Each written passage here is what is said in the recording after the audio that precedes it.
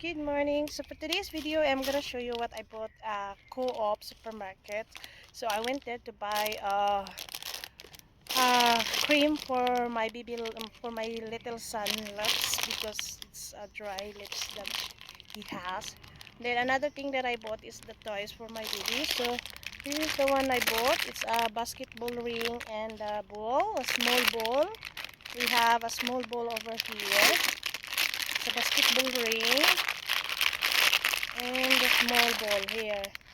And I bought also another one is car for my baby, new car, because he likes car toys, and we have a lot of car toys. And of course I bought also for the sunblocks box. This is for the sunblocks box, but this one is a silicone with a zipper, so this is nice, guys. This is a nice silicone for zipper. So yeah, thank you for watching.